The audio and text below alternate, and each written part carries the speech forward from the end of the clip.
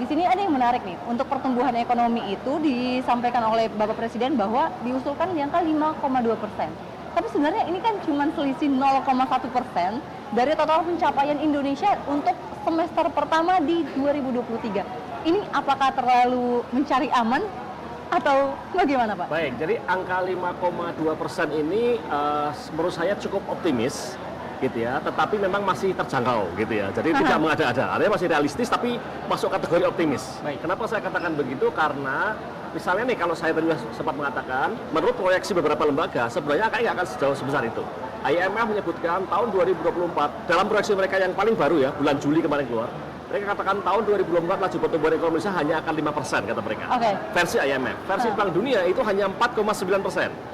Lalu kemudian versi ASEAN Development Bank malah lebih rendah lagi, hanya 4,8. Jadi kalau sekarang Presiden menetapkan ya, kita akan mencapai 5,2%, ya itu masih mungkin gitu, tetapi itu agak di atas gitu posisinya. Tapi apakah memang berarti untuk kita di semester 2 ini, di sisa tahun berjalan 2023, apa ada potensi untuk penurunan pertumbuhan ekonomi? Ya. Makanya ini cukup optimis di angka 5,2. Yang disampaikan Presiden kan pada dasarnya adalah angka tahun 2024. Ya, benar. Ya, memang betul. Tahun 2023 ini kinerja kita juga sebenarnya nggak nyampe segitu. Gitu. Jadi kita tahu di 2023 ini kita udah punya data 2 triwulan. Triwulan pertama dan kedua. Triwulan pertama 5,03%. Triwulan kedua 5,17%. Yang kalau di total triwulan 1 dan 2 sama 1 semester itu hanya 5,11%. Itu aja cuma segitu gitu. Ya, tahun depan mau 5,24 ya tadi optimis gitu, walaupun mungkin masih bisa sampai. Baik, tapi yang masih saya heran Pak, ini kan beberapa kuartal atau beberapa tahun terakhir kan Indonesia selalu digembar-gemborkan bahwa pertumbuhan ekonomi ini sedang menghadapi tren yang positif Pak. Tapi tadi dari sisi Bapak, bahkan yang lain itu misalkan mensurvei hanya sekitar 4,9% dan sebagainya. 5%, nah apakah Indonesia ini bahkan kalau misalkan sesuai dengan yang digembar-gemborkan tersebut harusnya bisa lebih dong dari ini, biar kita seperti itu. Tapi apakah pemerintah nanti sudah mencium bahwa memang di global ini sedang ada ketidakpastian yang memang harus diantisipasi seperti itu Pak? Kalau dari angka yang keluar 5,2 itu berarti optimismenya tinggi, berarti nggak nyambung ya dengan tadi ya. Baik. Bahwa global sulit ya enggak, karena 5,2% itu enggak. Artinya itu bukan respon terhadap pesimisme, itu respon terhadap optimisme. Kalau berarti itu percaya diri Pak ya? Iya. Masuknya ke dalam percaya diri Pak? Betul. Masuknya optimis kalau saya lihat. Kalau Pak Akbar melihat apa nih? Mungkin potensi yang dipunya Indonesia, yang dimiliki Indonesia, sehingga pemerintah optimis. Wah. Capai angka ini. Mungkin beberapa sektor. Ini harus yang jawab yang buat angkanya itu. Baik. Tapi ya coba kita mencoba mereka-reka ya. Tapi saya kira harapan bahwa tahun depan itu ekonomi akan lebih bergerak dibanding tahun sekarang begitu ya. Harapan bahwa tahun depan itu ada kegiatan pemilu yang mungkin juga dalam hal batas-batas tertentu itu juga akan membuat geliat di mana-mana ada kegiatan kampanye, pertemuan ini itu, cetak spanduk, cetak apa macam-macam gitu yang itu mungkin menggerakkan perekonomian gitu ya. Orang-orang politisi yang selama ini mungkin dananya ditabung tahun depan keluarin semua gitu ya. Nah, itu akan mungkin menggerakkan perekonomian. Baik. Pak, ada yang menarik lagi terkait dengan informasi atau data yang disampaikan oleh Presiden Jokowi tadi terkait dengan tingkat kemiskinan, Pak. Ya. Nah, seperti yang kita ketahui bahwa tingkat kemiskinan Indonesia pada tahun ini masih sekitar 9,1%, Pak. Ya, lalu ada target dan ini sekitar untuk tahun 2024 6,5 sampai 7,25. Apakah ini realistis, Pak? Ya, ini. Tapi tunggu dulu, Pak. Jangan dijawab dulu karena pemirsa kami akan kembali setelah jeda berikut ini. Jangan kemana-mana, tetap dalam talkshow spesial sidang 16 Agustus 2023.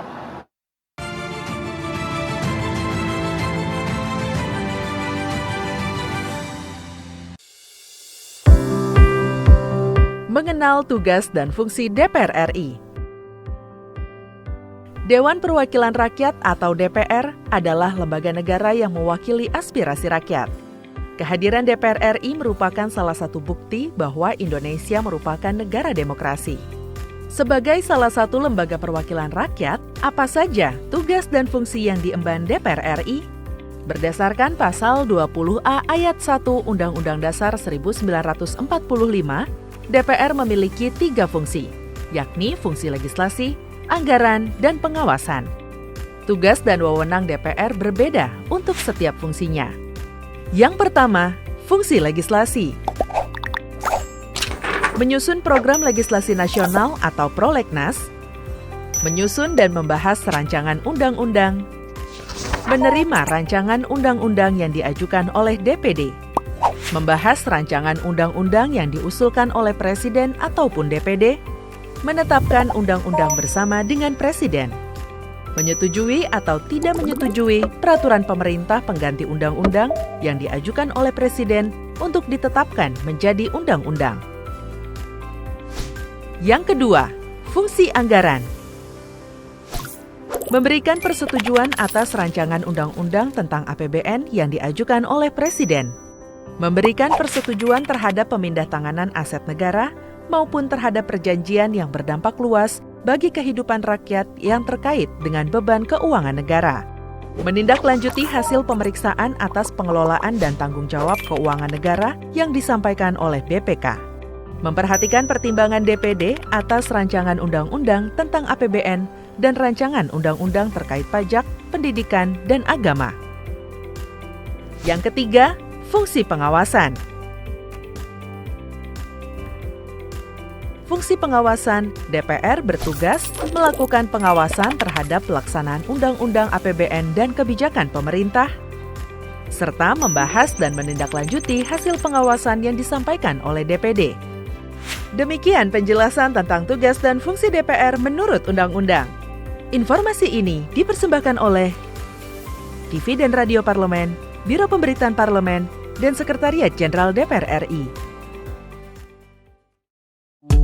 DPR RI memiliki fungsi diplomasi dalam menjalankan politik luar negeri sesuai dengan pasal 116 Undang-Undang MD3. Kontribusi aktif BKSAP DPR RI memainkan peranan penting dalam memenangkan persaingan global melalui IPU, IPA, IPPF, IPA, dan PUIK. BKSAP memiliki komitmen yang tinggi dalam krisis kemanusiaan dunia. Fungsi diplomasi dijalankan untuk mendukung upaya pemerintah dalam melaksanakan politik luar negeri.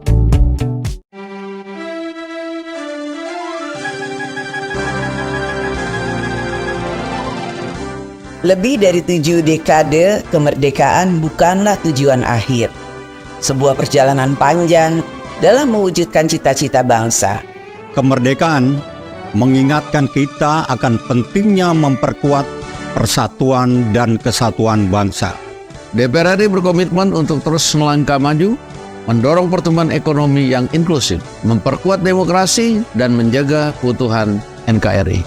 Mari kita jadikan kemerdekaan sebagai pijakan untuk mewujudkan cita-cita yang luhur, menciptakan Indonesia yang adil, makmur, dan sejahtera.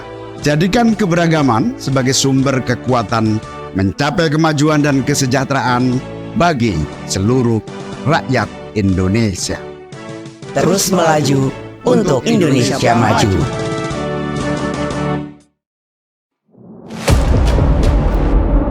Sini ditambang. Konflik yang terjadi, Sini tidak mengizinkan. masalah yang tersisihkan menjadi kesenjangan sosial.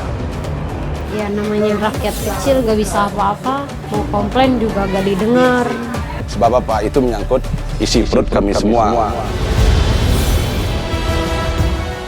Bagaimana memutus keterbatasan untuk didengar?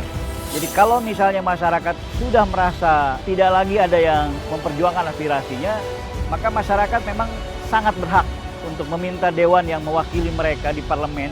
Kami menyusuri batas-batas peristiwa, mengurai berbagai polemik yang terjadi, meluruhkan suara-suara marginal, menjadi nyata dalam setiap aspirasi, melaksanakan tugasnya sebagai wakil rakyat.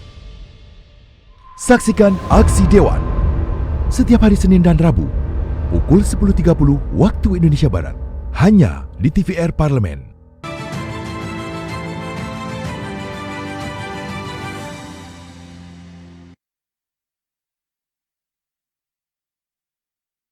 Ya pemirsa, Anda kembali bersama kami menyaksikan talkshow spesial di sidang 16 Agustus 2023. Sudah hadir bersama kami saat ini narasumber kami ada Mbak Putri Aneta Komarudin dari fraksi Golkar, anggota Komisi 11 DPR RI. Mbak, terima kasih sudah meluangkan waktu bergabung. Terima kasih. Assalamualaikum warahmatullahi wabarakatuh. Waalaikumsalam. Tadi udah habis dari sidang langsung hadir di sini ya. Langsung siap perintah TV Parlemen. Wah, mantap. Ini kita pembahasannya lagi seru nih, Mbak. Baik, tadi lagi seru nih Mbak Putri terkait dengan masalah target kemiskinan di Indonesia. Nah, saya akan melanjutkan sedikit, nanti baru setelah itu akan saya ke Mbak Putri. Ya. Baik, Pak Akbar, kira-kira tadi yang sudah saya sampaikan sebelumnya bahwa Indonesia saat ini 9,1% target kemiskinannya. Ya. Nah, di tahun depan ini targetnya 6,5 sampai 7,5%. Ya. Apakah ini realistis, Pak Akbar? Ya, terus terang saya agak terkejut ya, dan sedikit agak nggak percaya sebenarnya dengan itu. Apa jangan-jangan saya salah dengar gitu ya? Karena targetnya itu tadi kan hanya berapa? 6,5 ya? 6,5. 6,5 sampai sekian gitu ya? Sampai 7,5. Sampai 7,5 tingkat kemiskinan tahun 2024. Kenapa saya katakan saya agak terkejut? Karena pada bulan Februari 2023, Maret 2023 data terakhir itu tingkat kemiskinan kita masih 9,36%. Ya, dan sebelum itu, bahkan sejak sebelum pandemi sekalipun, kita nggak pernah turun di bawah 9%. Oke. Gitu ya. Jadi kalau sekarang kemudian di sasaran tahun 2024 sampai serendah itu, menurut saya ada sesuatu yang luar biasa. Cuma saya juga nggak tahu, Wak. Kalau ditanya kenapa kok bisa begitu angkanya, itu yang bisa jawab adalah yang membuat angka gitu ya. Nah ini yang menarik. Nanti mungkin Ibu anggota DPR bisa menjawab gitu ya, Mbak anggota DPR bisa menjawab ya. Tapi walaupun juga mungkin yang lebih pas menjawab ya dari pihak pemerintah, pihak eksekutif, karena mereka yang mengeluarkan angkanya. Karena angka ini agak, menurut saya, kalau dikatakan tidak mungkin ya semuanya serba mungkin, tapi dikatakan ada kerangka berpikir kok bisa jauh banget gitu. Nah, terutama nanti kalau dikaitkan dengan sisi lainnya apa? Anggaran yang disiapkan. Sebagai contoh, kalau kita lihat tadi ya diumumkan juga anggaran untuk yang terkait dengan perlindungan sosial. Anggaran perlindungan sosial itu tahun 2024 direncanakan 493 triliun. Ya, yang itu naik sebenarnya kalau tadi sudah saya hitung dibandingkan dengan tahun 2023, ya tahun 2023 476 triliun. Jadi naiknya 3,6%. Jadi naiknya anggaran untuk perlindungan sosial itu nggak seberapa, tapi targetnya itu berubah drastis gitu. Nah, sekali lagi saya nggak tahu penjelasannya kenapa kok begitu, tapi ini menarik lah untuk siapapun besok kita diskusikan. Kok bisa begitu ya gitu? Apa yang dipikirkan gitu, dan bagaimana mereka sebenarnya akan mencapainya gitu. Tentu saja kalau itu bisa tercapai ya kita senang-senang aja sih gitu. Kenapa enggak gitu kan? Siapa yang tidak senang? Ya, cuma sekarang ada pertanyaan bersama buat kita gitu. Mungkin memang pemerintah yang lebih leluasa untuk kompeten untuk menjawab. Cuman mungkin dari Mbak Putri sendiri melihat hasil diskusi dengan pemerintah juga, bagaimana? Apakah ada faktor-faktor yang dilihat ini mumpuni untuk bisa mencapai target itu dengan selisih anggaran yang mungkin ini terlalu signifikan nih angka penurunannya? Ya, sebenarnya kan kalaupun misalnya memang tadi disebutkan oleh Mas Akbar bahwa memang tidak ada peningkatan yang signifikan gitu pada anggarannya. Tapi terkait dengan penggunaan anggarannya ini sendiri yang selalu kita dorong dari sisi DPR terutama supaya penggunaannya bisa benar-benar efektif dan tepat sasaran terhadap pihak-pihak yang memang benar-benar membutuhkannya.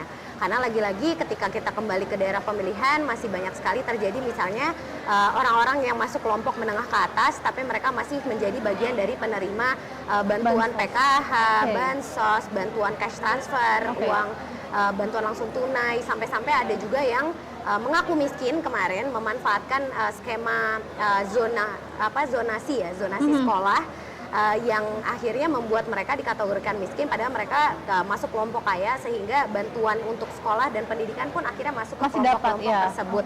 Mereka akhirnya menggunakan celah-celah di antara sistem yang kita pakai sekarang untuk keuntungannya supaya anaknya bisa masuk sekolah tertentu, tapi akhirnya ya bantuan yang datang dari bagian pendidikan juga akhirnya datang ke mereka-mereka yang sebenarnya mampu. Jadi sebenarnya target kita adalah bukan bagaimana kita bisa terus meningkatkan anggaran, tapi bagaimana kita bisa menggunakan anggaran ini sebaik mungkin kepada mereka yang benar-benar membutuhkan. Makanya kalau kita di Komisi 11 sudah berkali-kali kita bilang bahwa harus ada satu data yang benar-benar menjadi acuan untuk seluruh kementerian mendistribusikan bantuannya. Karena selama ini kan ada DTKS, lalu ada data dari Kementerian Agama, ada dari Kementerian Pendidikan. Tumpang tindih. Dan akhirnya jadi tumpang tindih dan banyak yang tidak sesuai juga dengan kondisi real di lapangan. Jadi semoga lah dengan 1 tahun target pemerintahan yang menginginkan pengentasan kemiskinan dan juga angka kemiskinan nanti menjadi 6% sampai 7% totalnya, akan ada perbaikan yang menyeluruh dari data dan distribusinya ini nanti. Baik, Pak Akbar, kalau misalkan menurut yang disampaikan tadi Mbak Putri tersebut, saya jadi berpikir apakah seberapa signifikan sebenarnya tadi Pak Akbar menyampaikan dana yang ada untuk perlindungan sosial naiknya hanya 3,6%. Nah, seberapa efektif sebenarnya bantuan yang tadi BLT dan sebagainya itu efektif untuk mengentaskan kemiskinan sebenarnya, Pak? Ya, secara prinsip saya sepakat dengan yang disampaikan beliau bahwa memang itu perlu diperbaiki ya, perlu diperbaiki, tingkatkan, memastikan bahwa tidak ada yang salah sasaran, yang harus dapat, yang nggak dapat, yang nggak usah dapat gitu ya. Tetapi kalau kita akui selama ini saya kira tidak semuanya efektif gitu kalau mau jujur gitu ya. Dan untuk membuat menjadi efektif itu tidak bisa langsung tiba-tiba seperti membalik tangan tahun ini belum besok jadi efektif full gitu, kayaknya nggak juga gitu. Dan yang perlu diingat bahwa anggaran ini sebenarnya posisinya itu lebih pada bantuan yang sifatnya dikasihin gitu ya, dikasihkan bantuan langsung tunai macam-macam itu yang dia itu mungkin ya dikatakan tidak berguna, pasti berguna. Tetapi dikatakan dia sangat produktif, dia bukan bentuk bantuan yang produktif sebenarnya. Tetapi itu terus saja membantu. Saya sepakat itu harus dikasihkan gitu ya. Tetapi kita tidak bisa sebenarnya terlalu berharap banyak bahwa dengan itu langsung kemudian seperti magic gitu, terus kemudian berubah gitu. Enggak. Dan memang ini membutuhkan pengawasan juga tentunya dari legislatif kita dari DPR. Benar sekali. Karena bukan hanya jumlah anggaran yang penting, tapi bagaimana anggaran yang sudah kita punya ini bisa fokus langsung ke masyarakat yang memang membutuhkan. Mungkin kalau kita beralih dari tadi masalah tingkat kemiskinan, kalau kita melihat mungkin Mbak Putri, potensi besar yang mungkin masih dimiliki Indonesia tapi mungkin masih belum tergali. Apa yang dilihat dari anggota khususnya Komisi 11? Sektor kita memang yang paling utama kan sekarang masih industri pengolahan ya. Tapi kita punya potensi yang sangat besar pada industri pertanian. Dan ini saya berulang kali menyampaikannya pada berbagai mitra di Komisi 11 karena kita bermitra dengan Kementerian Keuangan, terus juga dengan Kementerian Perencanaan Pembangunan Nasional, kita juga bermitra dengan BI, dengan OJK, bahwa hal-hal yang sekarang masih terjadi di industri pertanian kita dari mulai tadi data bantuan penerima pupuk juga masih banyak yang bermasalah. Pupuk subsidi itu menjadi salah satu hal yang paling langka yang dicari oleh petani-petani. Terus kita masih juga dihadapi dengan bagaimana kita bisa mengedukasi petani kita terkait dengan pendanaan, karena mereka selama ini masih banyak yang bergantung pada tengkulak sehingga menyulitkan mereka. Akhirnya generasi penerusnya tidak ada yang mau jadi petani gitu. Melihat betapa sulitnya hidup ayah ibunya dengan harga jual yang begitu rendah, padahal modal yang mereka berikan itu sangat tinggi, belum lagi harus membayar uang yang mereka pinjam dari rentenir gitu misalnya. Jadi berbagai cara telah kita lakukan gitu. Misalnya kita mendorong supaya kredit usaha rakyat untuk industri pertanian ini terus ditingkatkan, dan bank-bank yang memang khusus untuk sektor pertanian ini seperti misalnya Bank BRI yang berada di seluruh provinsi di Indonesia ini bisa lebih meningkatkan pendampingannya sehingga nanti bisa petani-petani ini merasakan lebih banyak manfaatnya. Terus kita juga harus menyelesaikan masalah pupuk subsidi tentunya misalnya, supaya nanti industri pertanian ini bisa menjadi yang pertama di Indonesia. Walaupun pengolahan, manufaktur itu kan masih banyak potensinya juga kan. Tapi sebagai negara agraris itu kita harus membuktikan bahwa di saat orang-orang seluruh dunia ini menghadapi yang namanya krisis pangan, kita negara yang berada di garis khatulistiwa ini sudah seharusnya bisa memanfaatkan posisi kita, iklim kita, dan potensi seluruh hasil pertanian yang ada untuk bisa self-sustain gitu, untuk bisa memberikan makanan untuk masyarakat kita sendiri tanpa harus mengandalkan impor gitu misalnya. Ini menarik sekali karena memang kita harus fokus bagaimana potensi besar dari masyarakat Indonesia, pemirsa, dan tentunya kami akan kembali sesaat lagi setelah jeda berikut ini. Namun kami juga mengucapkan terima kasih untuk Pak Akbar sudah bergabung bersama kami hingga sampai saat ini. Diskusi kita sangat menarik ya Pak, semoga bisa bertemu di lain kesempatan. Dan pemirsa jangan kemana-mana, tetap bersama kami dalam talkshow spesial sidang 16 Agustus 2023.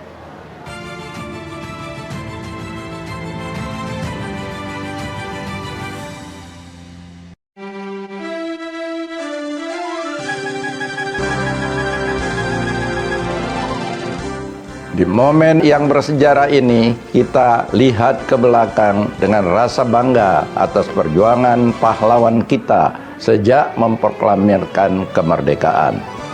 Kita telah menghadapi banyak rintangan dan cobaan, tetapi dengan semangat gotong royong dan persatuan, kita telah berhasil mengatasi berbagai tantangan menuju Indonesia yang lebih maju. Dirgahayu Republik Indonesia ke-78. Terus melaju untuk Indonesia maju.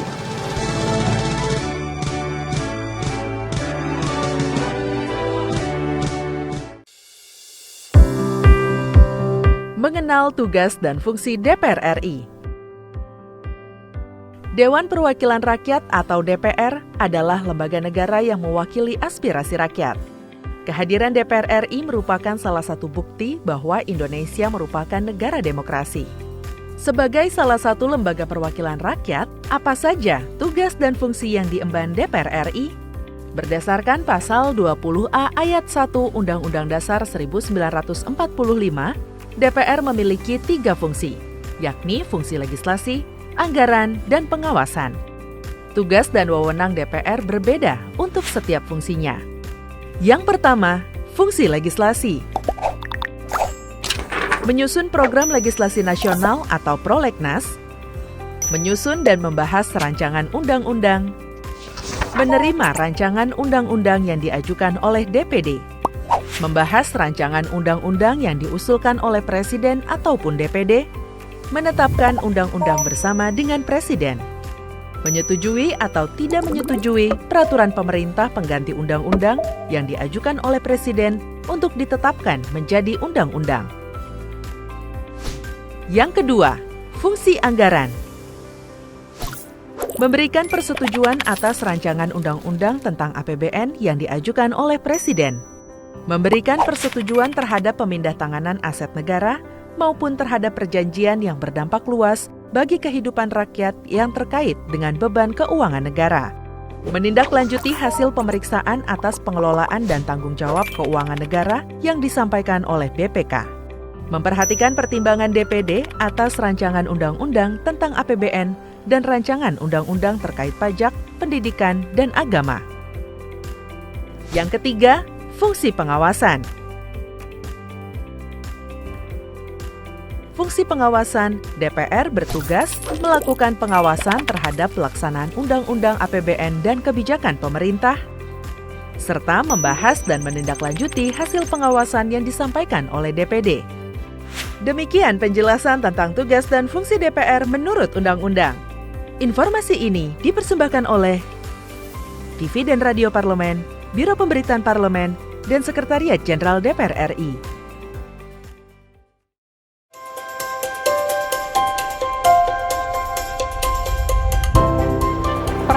Dalam sejarah Indonesia, tahun 2024 kita mengadakan pemilu serentak, legislatif dan eksekutif baik di tingkat pusat maupun daerah.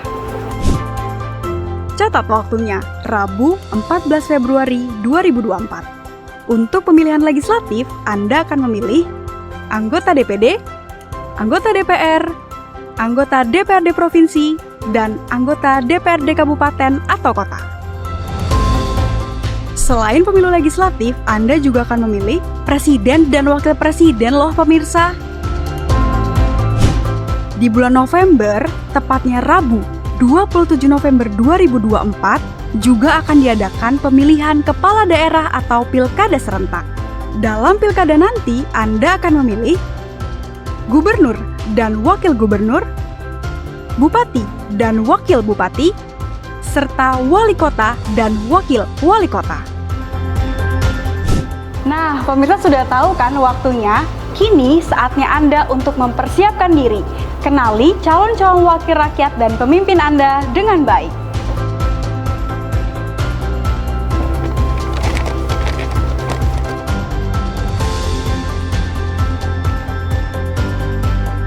Jangan sampai kesempatan untuk memilih calon wakil rakyat dan pemimpin Anda terlewat begitu saja. Ayo, ramaikan Pesta Demokrasi Pemilu 2024 dengan meriah. Demi masa depan bangsa Indonesia.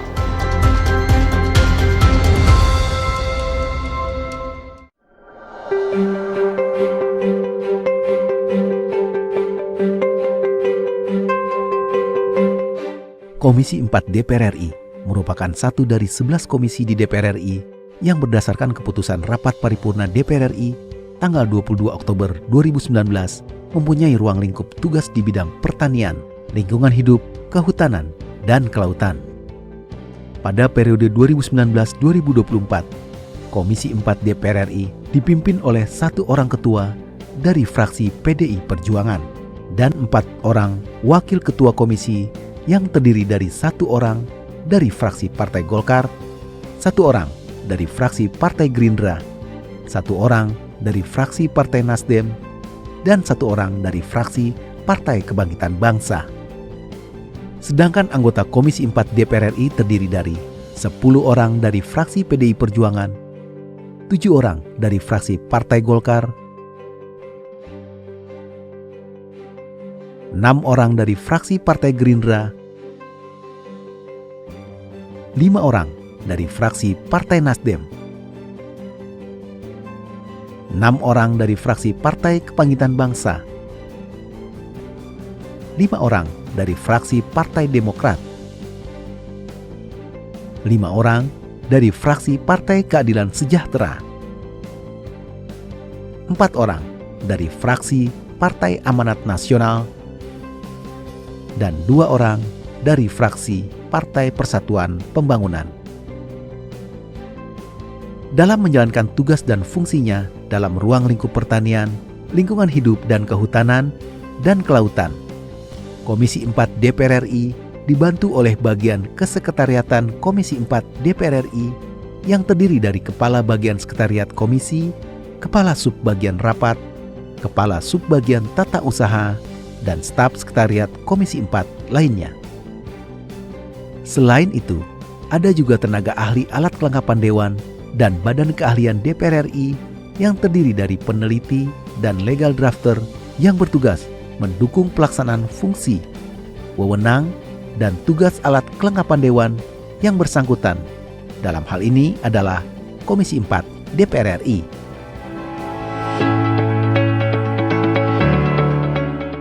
Sesuai dengan ruang lingkup tugas Komisi 4 DPR RI, bermitra dengan Kementerian Pertanian, Kementerian Lingkungan Hidup dan Kehutanan, Kementerian Kelautan dan Perikanan, Perumbulok, dan Badan Restorasi Gambut dan Mangrove atau BRGM.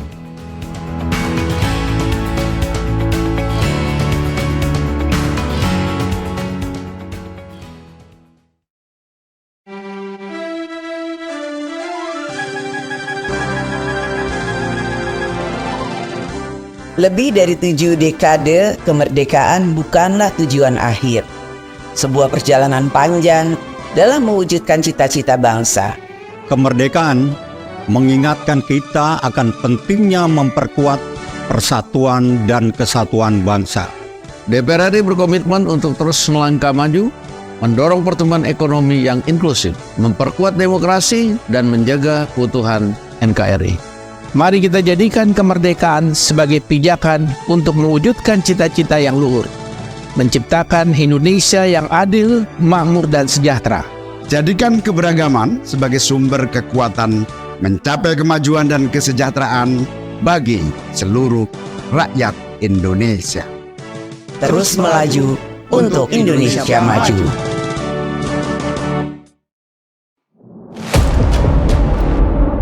Sini ditambang, Konflik yang terjadi, sini tidak mengizinkan. masalah yang tersisihkan menjadi kesenjangan sosial. Ya namanya rakyat kecil gak bisa apa-apa, mau komplain juga gak didengar. Sebab apa? Itu menyangkut isi perut kami semua. Bagaimana memutus keterbatasan untuk didengar? Jadi kalau misalnya masyarakat sudah merasa tidak lagi ada yang memperjuangkan aspirasinya, maka masyarakat memang sangat berhak untuk meminta dewan yang mewakili mereka di parlemen. Kami menyusuri batas-batas peristiwa, mengurai berbagai polemik yang terjadi, meluruhkan suara-suara marginal, menjadi nyata dalam setiap aspirasi, melaksanakan tugasnya sebagai wakil rakyat. Saksikan Aksi Dewan setiap hari Senin dan Rabu pukul 10.30 waktu Indonesia Barat hanya di TVR Parlemen.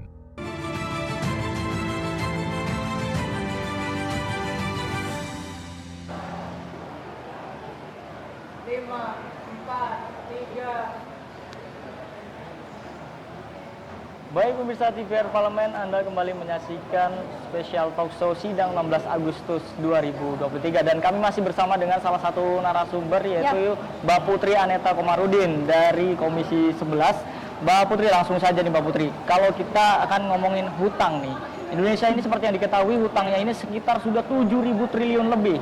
Nah, kira-kira di tahun 2024 ini kira-kira lebih baik untuk membayar hutang sedikit-sedikit seperti terlebih dahulu atau tetap berjalan seperti biasa dengan agenda-agenda besar seperti ada pemilu, kemudian ada juga IKN. Silakan Mbak Putri. Ya. Kalau kita kan bukan masalah besaran hutangnya kan, asalkan masih sesuai dengan yang disebutkan dalam undang-undang proporsinya ya tentu menurut kita di parlemen itu masih fair. Yang menurut kita perlu diperhatikan adalah bagaimana hutang-hutang ini bisa tetap di-manage dengan baik tentunya oleh Kementerian Keuangan dan bagaimana mereka bisa bermanfaat untuk masyarakat gitu. Jadi setiap utang yang kita hasilkan untuk mendanai program-program utama kita dari mulai IKN misalnya, pembangunan infrastruktur, terus ya pasca pemulihan ekonomi pasca Covid itu bisa benar-benar diserap dengan baik anggarannya dan bisa benar-benar bermanfaat buat masyarakat. Karena salah satu hal yang tadi di-highlight pada pidatonya Ketua DPR kan bagaimana banyak anggaran sekarang yang masih dipergunakan tidak sebagaimana mestinya. Contoh paling simpelnya saja mestinya yang paling kelihatan adalah bagaimana anggaran stunting yang kemarin sempat ramai itu dari 10 miliar yang dipakai untuk stuntingnya hanya 2 miliar, selebihnya hanya untuk penguatan ya kan, pendampingan, terus udah gitu untuk perjalanan dinas yang biasanya itu dipakainya oleh birokrat kita gitu. Jadi kan